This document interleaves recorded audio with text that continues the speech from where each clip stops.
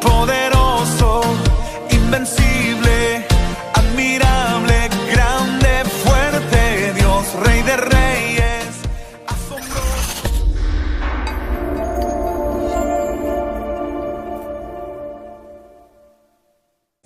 Bien, entonces si buscamos en la Escritura, Apocalipsis 1:19, Apocalipsis 1:19 dice así: escribe las cosas que has visto y las que son y las que han de ser después de estas. Este versículo resume las tres divisiones que tiene el libro de Apocalipsis: las cosas que has visto, las cosas que son y las que han de ser después de estas. El capítulo 1 corresponde precisamente a las cosas que Juan había visto, cuando Jesús se presenta ante él y precisamente le habla la necesidad de escribir el libro de Apocalipsis. Luego dice las cosas que son. Las cosas que son corresponden a los capítulos 2 y 3 que ya estudiamos, o sea, el mensaje a las 7 iglesias. Era la condición espiritual que se estaba presentando en esas iglesias en ese momento. Entonces escribe las cosas que son. Y luego dice, y escribe las que han de ser después de estas. Esta es la sección que va a comenzar el día de hoy y que corresponde a la sección más larga del libro de Apocalipsis. Comienza desde el capítulo 4. ¿Por qué decimos que comienza esa sección desde el capítulo 4? Por esto, busque el capítulo 4, versículo 1. Dice así: después de esto miré y he aquí una puerta abierta en el cielo, y la primera voz que oí como de trompeta hablaba conmigo, dijo: sube acá y yo te mostraré las cosas que sucederán después de estas. Y al instante yo estaba en el Espíritu, y aquí un trono establecido en el cielo, y en el trono uno sentado. Entonces, ahí el mismo versículo 1 de este capítulo 4 menciona que a Juan se le van a mostrar las cosas que van a hacer después de esas, las que van a suceder después de lo que él ya había visto, que era la condición espiritual de las 7 iglesias. Aquí viene un versículo, o este pasaje es un pasaje que los que han estudiado acerca del arrebatamiento saben que este pasaje es donde se ha explicado mucho, que es donde se sitúa el arrebatamiento. Y esto lo digo de que la mayoría de la iglesia cristiana de nuestro tiempo cree esto, precisamente, que en este pasaje es donde se relata el arrebatamiento de la iglesia. En lo personal y de lo que estamos estudiando y lo que hemos presentado, no creemos eso. De hecho, lo vamos a ver a lo largo de lo que vamos a estudiar el día de hoy y el próximo miércoles. Creo que el arrebatamiento está un poco más adelante, como lo hemos explicado en los domingos. Y vamos a dar algunas de las razones acá rápidamente de por qué ubican ahí el arrebatamiento de la iglesia. Primero, la palabra iglesia no vuelve a mencionarse después del capítulo 3.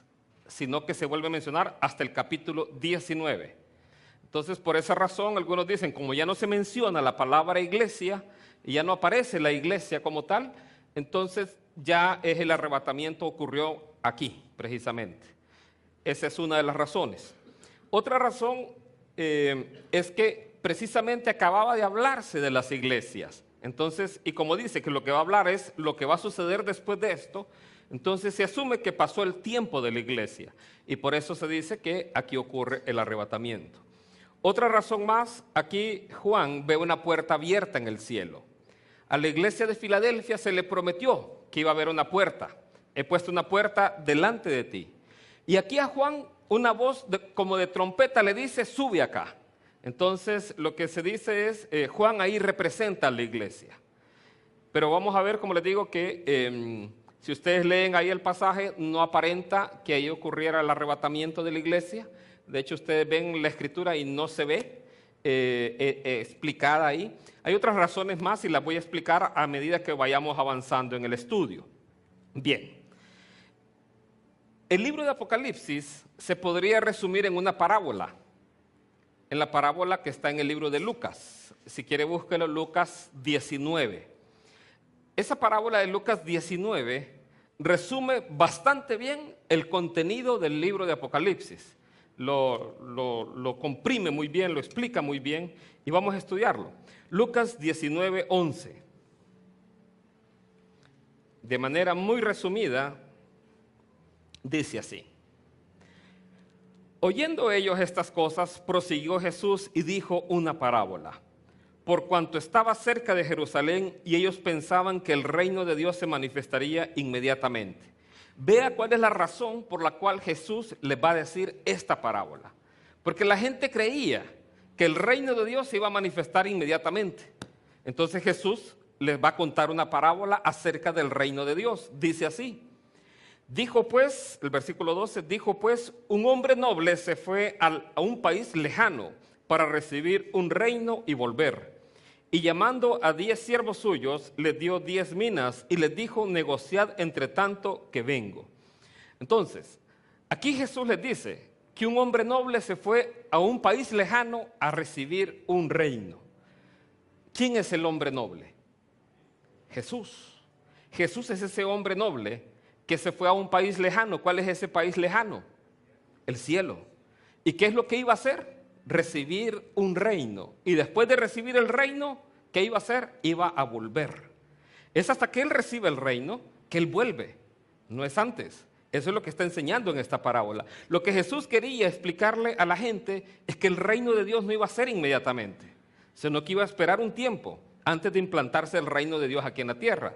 Y ojo, es Jesús que lo viene a implantar, ¿va? No somos nosotros.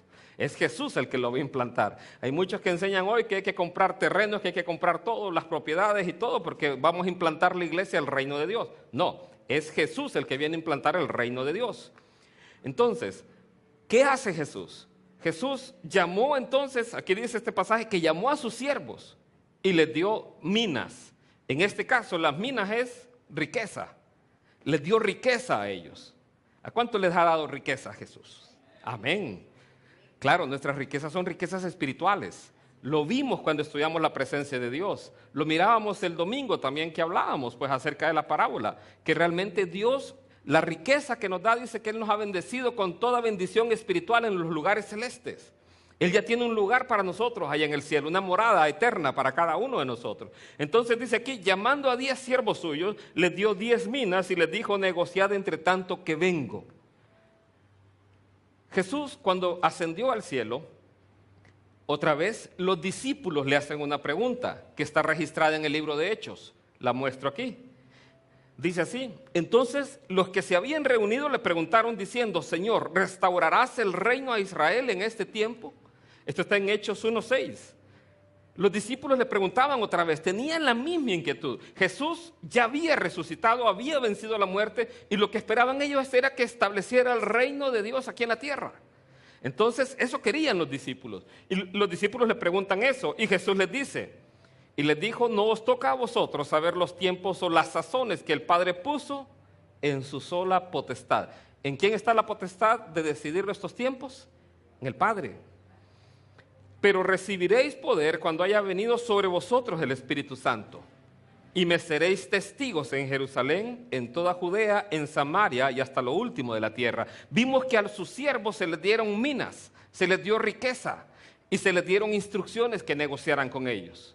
Aquí Jesús vemos cómo nos da una instrucción y nos dice que vamos a recibir poder cuando haya venido sobre nosotros el Espíritu Santo. De esa riqueza está hablando, una riqueza espiritual y sobre eso es que nosotros tenemos que trabajar. ¿Cómo? Siendo testigos. Entonces la pregunta es, ¿estamos cumpliendo esa instrucción que Jesús nos ha dejado? Esa es una instrucción que Él nos ha dado, de dar testimonio a otros del amor de Dios, del amor de Cristo. Y yo quiero que vea qué va a pasar en la parábola. Sigamos leyendo la parábola. Versículo 14. Pero sus conciudadanos le aborrecían y enviaron tras él una embajada diciendo, no queremos que éste reine sobre nosotros. Aconteció que vuelto él, ¿después de qué? Después de recibir el reino, mandó llamar ante él aquellos siervos a los cuales había dado el dinero para saber lo que había negociado cada uno. Entonces, vemos que el versículo 14 habla de que hay algunos que no quieren que Jesús vuelva. Entonces dice que vinieron unos conciudadanos suyos, estos son los de Israel, de hecho la nación de Israel como en general, no creen en el Mesías, no creen en Jesús como el Mesías. Ellos están esperando al Mesías, un Mesías del mundo precisamente. Cualquiera que les ayude a construir el templo es el Mesías, eso es lo que han declarado. Entonces, aquí Jesús, vemos que el mundo no lo está esperando. El versículo 14 dice, mandaron una embajada diciendo no queremos que reine sobre nosotros. Eso es lo que el mundo está diciendo hoy en día. ¿Cómo lo está diciendo? Cuando promueven leyes en contra de la voluntad de Dios. Leyes como el aborto, leyes como el matrimonio homosexual, leyes como que las familias pueden tener hijos, en este caso adoptados, los homosexuales. Y leyes así que están en contra de lo que es la voluntad de Dios. El verso 15 dice, aconteció que vuelto él, después de recibir el reino, ¿a quienes mandó a llamar? A sus siervos. Una vez que Jesús recibe el reino, ¿qué es lo que va a hacer? Va a mandar a llamar a sus siervos. Esta secuencia es muy importante para poder entender lo que explica el libro de Apocalipsis. Entonces, primero Jesús va a recibir el reino y después de que recibe el reino, va a mandar a llamar a sus siervos. El mandar a llamar a sus siervos es lo que nosotros conocemos como el arrebatamiento. Y después dice, llamó a sus siervos a los cuales había dado el dinero para saber lo que había negociado cada uno. O sea, él va a pedir cuentas. Él va a pedir cuentas. Creo que Marcial explicó acerca del tribunal de Cristo. Entonces, ahí es un tribunal de premiación. Esto lo vamos a repasar en otro momento. Pero de eso está hablando acá. Ahora quiero leer el versículo 27. Ustedes pueden leer el resto. Aquí por razones de tiempo vamos a pasar al versículo 27. Dice así. Y también a aquellos mis enemigos que no querían que yo reinase sobre ellos, traedlos acá y decapitadlos delante de mí. Esta es la otra parte de la segunda venida de Cristo. La primera es, Él llama a sus siervos. Y la segunda es que Él viene a implantar su reino. Y en este caso, destruye a sus enemigos. Entonces, todos aquellos que se oponen a Cristo, que se oponen a Dios, van a ser juzgados. Eso es lo que está diciendo esto. O sea, que Jesús viene, Él viene. Solo que para unos viene como el Redentor, para nosotros que amamos su venida. Pero para otros viene en juicio. Para aquellos que no le están esperando y que no quieren que reine sobre ellos, viene en juicio. Pero que viene, viene. Eso es certero. Bien, entonces, el libro de Apocalipsis habla de eso. De que Jesús recibe un reino, manda a llamar a sus siervos y luego viene a reinar aquí a la tierra. El Salmo 2, verso 8, habla acerca de esto precisamente, de acerca del reino de Dios. Es un pasaje que habla acerca de Jesús. Usted lo puede leer todo completo, pero el versículo 8 dice, pídeme y te daré por herencia a las naciones. Aquí está hablando Dios el Padre al Hijo, diciéndole, pídeme y te daré por herencia a las naciones y como posesión tuya los confines de la tierra. Todo eso va a ser dado a Jesús, o ya es dado a Jesús realmente. Los quebrantarás con vara de hierro, como vasija de alfarero los desmenuzarás. Jesús va a asumir el gobierno del mundo, va a reinar en todo el mundo. Eso es lo que trata el libro de Apocalipsis, de eso se trata la revelación de Cristo aquí a esta tierra. Entonces, Él viene precisamente a gobernar sobre toda la humanidad. Entonces, vamos a ir ahora al libro de Apocalipsis, capítulo 4.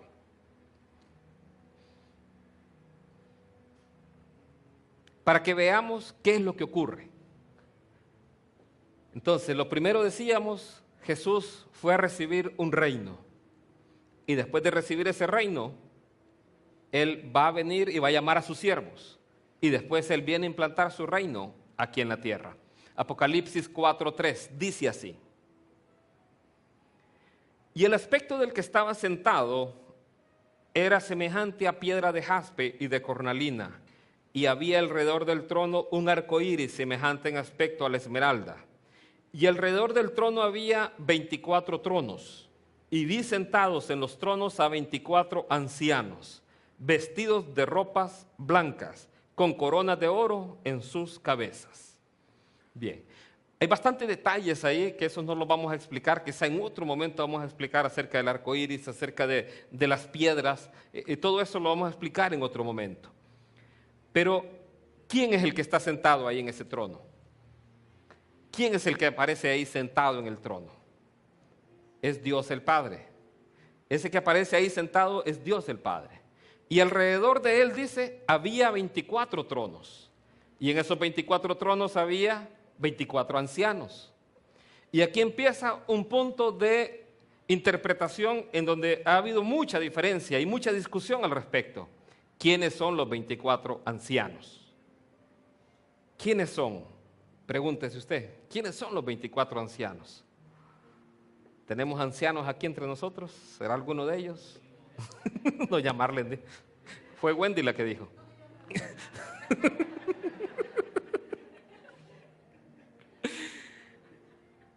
Bien, los 24 ancianos, hay algunos que dicen que son los 12 apóstoles. A los 12 apóstoles se les dijo que Jesús les dijo que ellos iban a estar en tronos y a juzgar a Israel. Pero hay un problema con eso. Los apóstoles son 12. Además, si Juan es el que está ahí, hubiera visto a Pedro, a Santiago. A Pedro, a Santiago, ¿cómo estás? ¿Qué tal la vida aquí en el cielo? Entonces, los hubiera identificado y no los identifica. Hay 24 ancianos ahí, no son 12. Otros dicen que forma parte de Israel y los 12 apóstoles. El problema con eso es que los del Antiguo Testamento resucitan hasta el final en el capítulo 19. Entonces tampoco. Otros dicen que representa a la iglesia arrebatada. De hecho, es una de las razones por las cuales dicen que la iglesia está arrebatada, por la forma en que está traducida la versión Reina Valera. Ya vamos a ver ese punto muy importante. Pero la iglesia en este momento todavía no ha sido arrebatada. Todavía no está en el cielo la iglesia. Entonces, ¿a quiénes representan estos 24 ancianos? Bien, lo que creemos es que son seres celestiales, de algún rango importante. El punto donde nos podemos basar en esto es, no vaya a perder Apocalipsis, pero le voy a invitar que vaya al libro de Colosenses, capítulo 1, versículo 16. ¿Quiénes son esos 24 ancianos?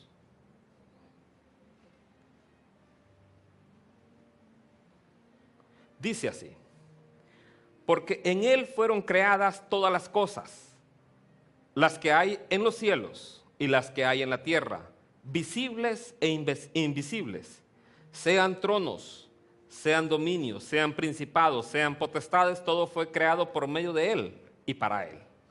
Entonces aquí habla de un rango de tronos. Entonces esos tronos, y aquí está hablando de cosas en los cielos y en la tierra. O sea que esos tronos pueden representar un rango especial. ¿Dónde más aparece esto? En Isaías. Isaías 24, 23. Hablando de los últimos tiempos también.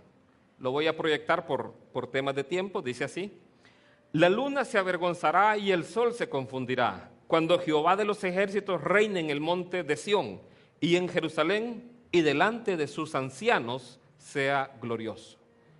Entonces, ¿qué es lo que creemos? Que son un consejo especial de Dios. Son seres celestiales, pero no representan a la iglesia. De hecho, lo vamos a ver por qué no representan a la iglesia. Entonces, aparecen estos 24 ancianos. Sigamos leyendo Apocalipsis 4. Y yo quiero que note, esto es un viaje que Juan hizo al cielo. Y aquí nos está describiendo bastante cómo es el cielo. ¿Usted ha querido saber cómo es el cielo? Ahí está. Es la descripción más grande del cielo que hay en toda la Biblia, lo que Juan está describiendo. Entonces, algunos vemos las películas de un niño que fue al cielo, otro que fue por allá, pero si queremos encontrar en la Escritura una descripción del cielo, es esta, la que Juan nos está describiendo: un trono, ahí alguien sentado en el trono, 24 ancianos. ¿Qué más? Versículo 5. Y del trono salían relámpagos y truenos y voces. Cada vez que se menciona relámpagos, truenos y voces, hay dos cosas. Una, representa la presencia de Dios. Usted lo puede ver en el Éxodo, cuando Moisés fue allá a recibir las tablas de la ley. Ahí estaba una nube y habían relámpagos, habían truenos. O sea, los relámpagos, los truenos y las voces representan la presencia de Dios. Otra razón más, representan el juicio de Dios. Usted busque relámpagos, truenos y voces en la concordancia y va a ver en Apocalipsis que después de que aparece eso, algo importante ocurre. Por ejemplo, cuando cae granizo en la tierra, eso ocurre. Vienen relámpagos, truenos y voces. Dice así: y delante del trono ardían 7 lámparas de fuego, las cuales son los 7 espíritus de Dios. Ya lo hemos explicado antes, esta es la plenitud del espíritu. Y delante del trono había como un mar de vidrio, semejante al cristal. Imagínese el cielo así. Había un mar de vidrio semejante al cristal. No es para echarse un clavado, imagino yo, porque si es como de vidrio, como el cristal, ha de doler, ¿verdad? Y junto al trono y alrededor del trono, 4 seres vivientes llenos de ojos delante y de atrás. Aquí aparecen otros seres celestiales, 4 seres vivientes. Y otra vez la pregunta: ¿quiénes son esos 4 seres vivientes? ¿Qué representan estos 4 seres vivientes? Veamos la descripción. Versículo 7. Dice así: el primer ser viviente era semejante a un león. El segundo era semejante a un becerro. El tercero tenía rostro como de hombre. Y el cuarto era semejante a un águila volando. Y los 4 seres vivientes tenían cada uno 6 alas, y alrededor y por dentro estaban llenos de ojos, y no cesaban día y noche de decir: Santo, santo, santo es el Dios, es el Señor Dios Todopoderoso, el que era, el que es y el que ha de venir. Entonces, hay 4 seres vivientes. El primero tenía un rostro como de león, el segundo como de un becerro. Realmente algunas traducciones lo hablan como buey, y la traducción original dice buey. El tercero tenía un rostro como de hombre y el cuarto como águila volando. Ya voy a explicar a qué nivel de ser celestial se refieren ellos. Pero algunos ven, y esto lo digo, no lo he revisado, pero algunos ven la explicación de ellos como los 4 evangelios. ¿Por qué? Primer evangelio, el evangelio de Mateo. Evangelio de Mateo presenta a Jesús como el que es de la raíz de David. Y el león es el león de la tribu de Judá, descendiente de David. Entonces lo ven así. En el segundo dicen el buey es como el siervo. Y así lo presenta el libro de Marcos. El tercero es el hombre, porque Lucas lo presenta como el hijo del hombre. El cuarto, el águila, es diferente a todos los demás. Todos los demás están en tierra. Entonces, y es un águila que está volando, no es un águila que está en tierra o que está en un árbol, está volando. Entonces, en Juan se presenta a Jesús como un ser celestial realmente, porque así empieza. En el principio era el verbo, y el verbo era con Dios, y el verbo era Dios. Entonces se presenta a Jesús su naturaleza celestial, se le da énfasis a eso. Entonces eso es un punto de vista que algunos tienen en cuanto a esto, por si alguien se los cuenta. En lo particular, pues veo un poco forzado el caso del buey, del león también, pero el caso del Hijo del Hombre y del águila sí lo miro un poco más que puede ser acertado. Ahora, ¿qué nivel de seres celestiales son estos? Vea que ellos están ante la santidad de Dios. Isaías se encontró así también. Y habían unos seres que decían santo, santo, santo. En aquel momento eran serafines, aquí son otro tipo de ser celestial. Ezequiel tiene una visión muy parecida. Y Ezequiel habla de estos seres celestiales, y en Ezequiel 10:20, por facilidad lo voy a proyectar para que usted lo vea, dice lo siguiente: estos eran los mismos seres vivientes que vi debajo de Dios, del Dios de Israel, junto al río Quebar, y conocí que eran querubines. Los querubines, a lo largo de la Biblia, los hemos visto como los protectores de la presencia santa de Dios, de la santidad de Dios. El primer querubín que vemos en la Biblia aparece en el jardín del Edén, con una espada ardiendo, protegiendo la entrada al jardín del Edén para que nosotros ya no pudiéramos entrar ahí. Se nos prohibió el acceso. Los otros querubines que vemos están precisamente en la entrada al lugar santísimo, precisamente cubriendo, en ese caso, la presencia de Dios, un lugar que era prohibido para todo el mundo. Ahí están los otros querubines. Y aquí en el libro de Ezequiel, los mismos seres vivientes descritos en Ezequiel aparecen en Apocalipsis y Ezequiel los describe como querubines. ¿Quién más era un querubín? Esto lo vamos a estudiar cuando hablemos del capítulo 12. Satanás era un querubín.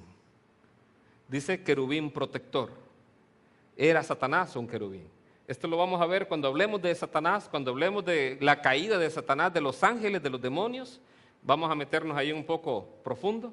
Entonces vamos a estudiar eso en detalle. Pero Satanás era un querubín. De hecho, se cree que era uno de los de más alto rango en todo el cielo.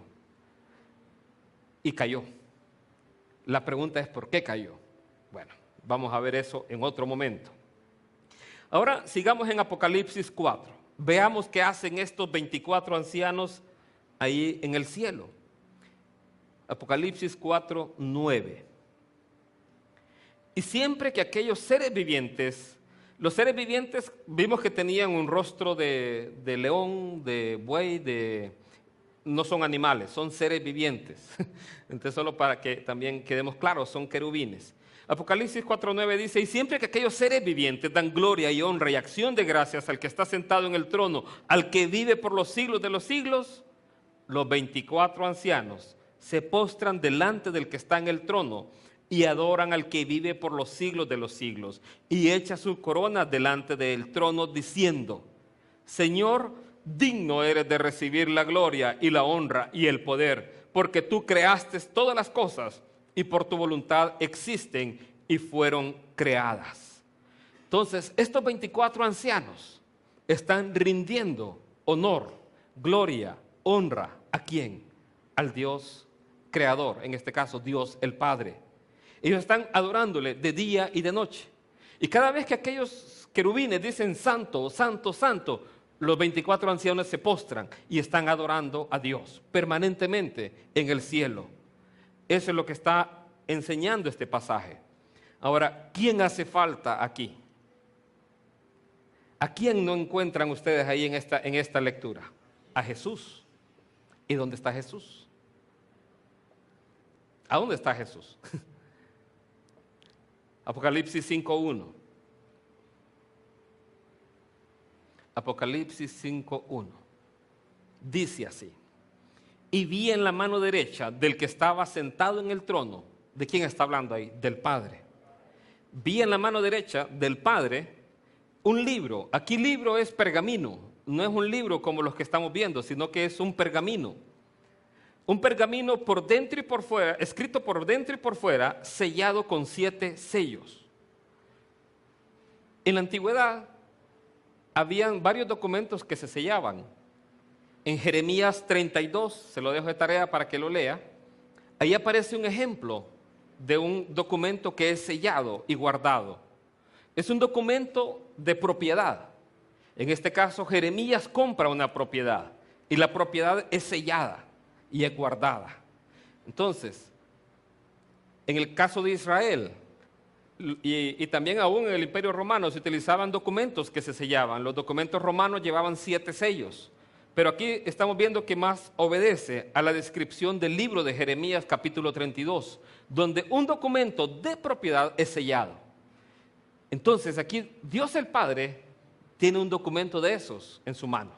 Y veamos qué es lo que va a hacer. Versículo 2. Y vi a un ángel fuerte que pregonaba a gran voz, ¿quién es digno de abrir el libro y desatar sus sellos? Y ninguno, ni en el cielo, ni en la tierra, ni debajo de la tierra, podría abrir el libro y ni aún mirarlo. No se encontró a nadie, ni en el cielo, ni en la tierra, ni debajo de la tierra. No había nadie. Versículo 4 dice que Juan empezó a llorar y a llorar mucho. ¿Por qué empezó a llorar Juan? Ahí dice, porque no encontraron a nadie digno. Pero creo yo que Juan empezó a llorar porque él esperaba que en ese momento apareciera Jesús. Porque Él es el Rey, el que venció a la muerte, el que iba a implantar el reino. ¿Y qué ocurre en el versículo 5? Y uno de los ancianos me dijo, no llores. Era para ponerle emoción, le dijo. he aquí que el león de la tribu de Judá, la raíz de David, ha vencido para abrir el libro y desatar sus 7 sellos. Y miré y vi, y en medio del trono y de los 4 seres vivientes y en medio de los ancianos estaba en pie un cordero como inmolado, que tenía 7 cuernos y 7 ojos, los cuales son los 7 espíritus de Dios enviados por toda la tierra. Entonces le dice a Juan: no llores, porque el león de la tribu de Judá, él es digno de abrir el libro, en este caso el pergamino, y desatar sus sellos. Entonces aquí no se encontraba nadie digno de recibir los documentos de propiedad de toda la creación. Y el anciano le dice a Juan: cálmate, él sí es digno. Detalles. Verso 6. Dice que el cordero estaba en pie. Ahí, esa frase, estaba en pie, implica estaba resucitado.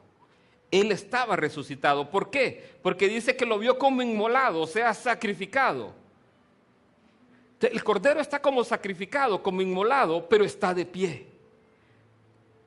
Jesús, él mantiene sus marcas, dice, en sus manos, en sus pies, en su costado. Eso representa que él está inmolado, que él fue a la cruz y murió por nosotros. ¿Qué más? La palabra cordero ahí no es un cordero grande, es un corderito. Es un cordero pequeño, es un cordero chiquito. Eso habla de su inocencia, de su pureza, de su humildad también. Entonces, de ese cordero está hablando. Y vea cómo es que dice al principio: el león de la tribu de Judá, y él se presenta como un corderito. Entonces, para que veamos que él es el rey, pero al mismo tiempo fue el siervo cuando vino aquí a la tierra. Y él ganó el derecho de recibir ese documento por haber sido obediente, por eso presentarse como un cordero inmolado. ¿Qué más dice acerca del cordero? Tenía 7 cuernos.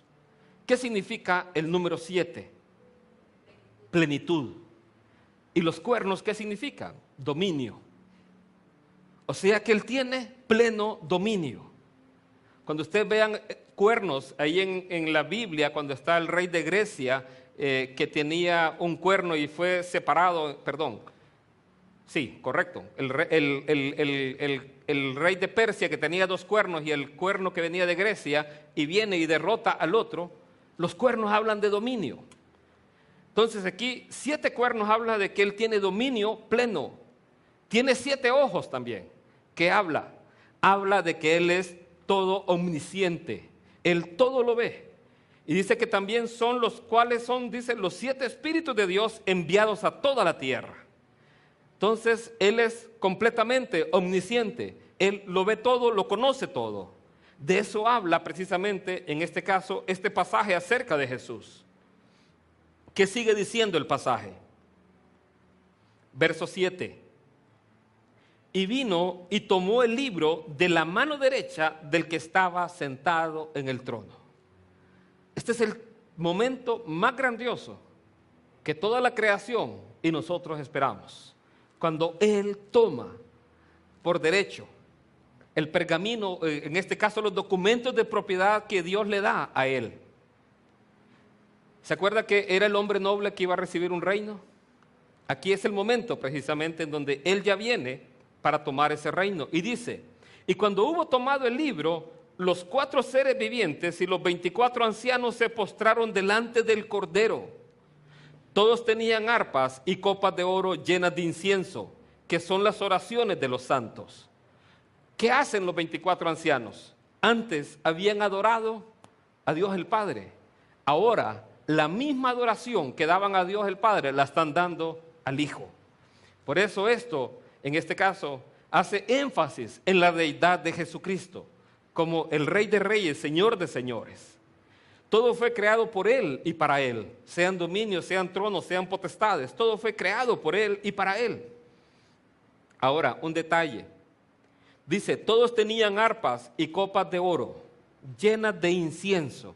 El incienso es el aroma que subía precisamente, el sumo sacerdote lo encendía cuando estaba en el lugar santísimo y era el lugar más cercano que estaba a la presencia de Dios. Entonces estaba el altar del incienso estaba enfrente del lugar santísimo. ¿Qué representa eso? Ahí se encendía el incienso para que aromatizara todo. El incienso representa nuestras oraciones. Entonces usted puede aprender que lo que nos lleva más cerca a la presencia de Dios son nuestras oraciones. ¿Por qué? Porque era lo que estaba en la entrada al lugar santísimo. Acá, ese incienso, dice, son las oraciones de los santos. Y cuando meditaba en esto, aquí Jesús está recibiendo el reino de parte del Padre. ¿Qué es lo que dice la oración del Padre nuestro? Venga tu reino. Entonces, es el momento en que nosotros, cuando estamos orando, cuando usted está orando, usted le está diciendo al Señor, venga a nosotros tu reino. Entonces, que Él tome su reino y venga a implantarlo aquí a la tierra. Esa oración nos enseñó Jesús a hacerla. Entonces, no nos corresponde a nosotros, dice, saber eso. Esa potestad solo la tiene el Padre. Y el Padre aquí ya la está ejerciendo hacia el Hijo, dándole en este caso la instrucción para implantar su reino ya aquí en la tierra. Entonces, las oraciones ahí representadas nos recuerdan a precisamente nuestra oración, pidiendo, venga a nosotros tu reino. ¿Qué más dice este pasaje? Verso 9. Y aquí voy a usar otra versión, porque la versión Reina Valera tiene una dificultad en la traducción. Cuando usted ve a la Reina Valera, presenta este pasaje diciendo a los 24 ancianos como formando parte del grupo que ha sido redimido. Y si usted va a la traducción original, no es así. Si usted busca una Biblia interlineal, aparece distinto. Vean el detalle y vean la diferencia.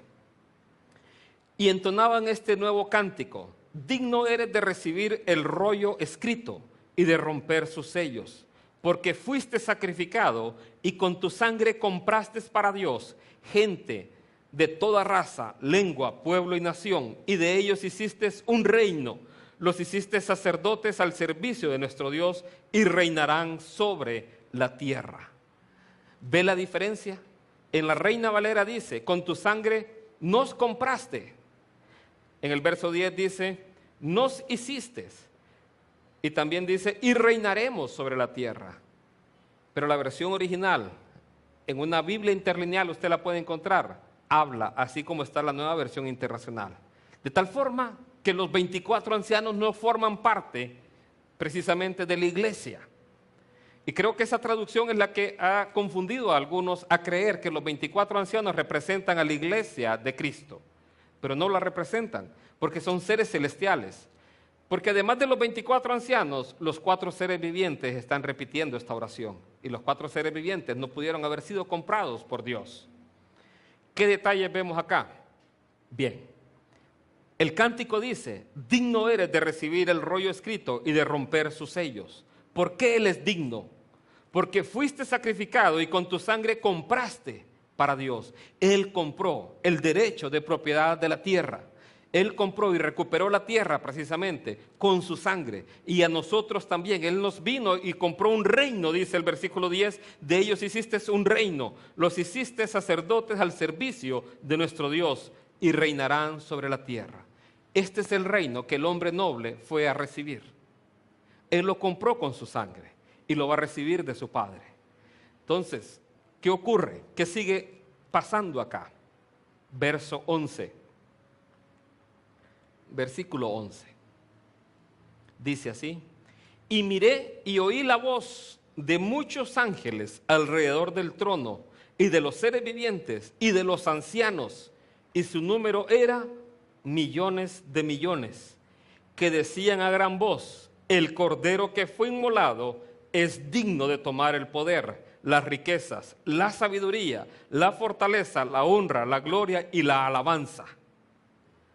Imagínense, millones de ángeles van a estar ahí. Van a estar los 4 seres vivientes, los 24 ancianos. ¿Quién falta ahí? ¿Quién falta ahí en ese cuadro? Están los ángeles, están los 4 seres vivientes, están los 24 ancianos. Falta la iglesia. No aparece ahí la iglesia. ¿Por qué? Porque todavía no ha sido arrebatada. ¿Se acuerda cómo era la secuencia? Iba a recibir un reino y después de recibir el reino iba a volver a llamar a sus siervos, y después de llamar a sus siervos luego iba a implantar su reino aquí en la tierra. Esa es la secuencia que tiene que ocurrir. Entonces acá vemos que Él, en este caso todos los ángeles, los 24 ancianos, los 4 seres vivientes, decían a gran voz lo siguiente: el cordero que fue inmolado. Esa es la razón por la cual Él es digno, porque Él con su sangre compró este reino. Dice que la creación misma gime a una, esperando ver precisamente la liberación de la creación y ver en este caso la manifestación de los hijos de Dios. Digno es de tomar, ¿qué cosas? Quiero que cuente: poder, riquezas, sabiduría, fortaleza, honra, gloria y alabanza. 7. Eso habla de pleno dominio. Él es digno de tomar, y en este caso de reinar plenamente sobre todo. Él compró eso por derecho, con su sangre preciosa, Él compró ese derecho. Verso 13.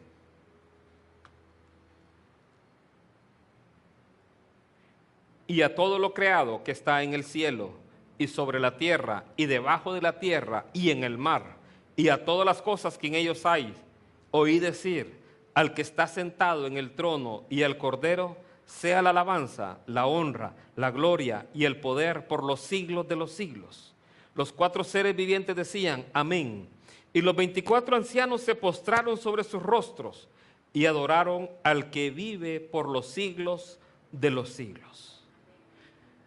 Entonces aquí vemos que toda la alabanza, la honra, la gloria, el poder es también para el que vive por los siglos. Eso habla de que Él es eterno, que Él siempre ha sido y siempre será. Jesús es eterno. Por eso el Apocalipsis es un libro que ratifica aún más y que clarifica aún más la deidad de Jesucristo. Y aquí en este pasaje los 4 seres vivientes decían amén, y los 24 ancianos se postraron sobre sus rostros y adoraron al que vive por los siglos de los siglos. Capítulo 4 habla de la alabanza y la adoración al Dios Padre. En este caso, el capítulo 5 habla de la alabanza y la adoración a Dios el Hijo. Y la misma alabanza y adoración que recibe el Padre, la recibe el Hijo. Entonces, ¿qué es lo que sigue? Aquí vemos cómo Jesús fue a recibir el reino, y esto es lo que ocurre en el capítulo 5. ¿Qué es lo que sigue en los capítulos 6 y siguientes? Que Él llama a sus siervos. Entonces, eso es lo que vamos a continuar estudiando la próxima semana. Capítulo 6 y capítulo 7. Que dicho sea de paso, ya los hemos estudiado. Solo que lo estudiamos cuando estudiamos acerca del arrebatamiento y las señales antes del fin.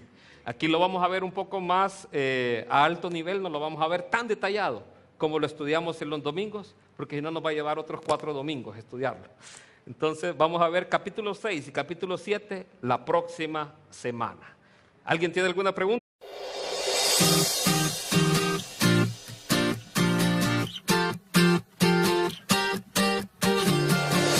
Poderoso, invencible.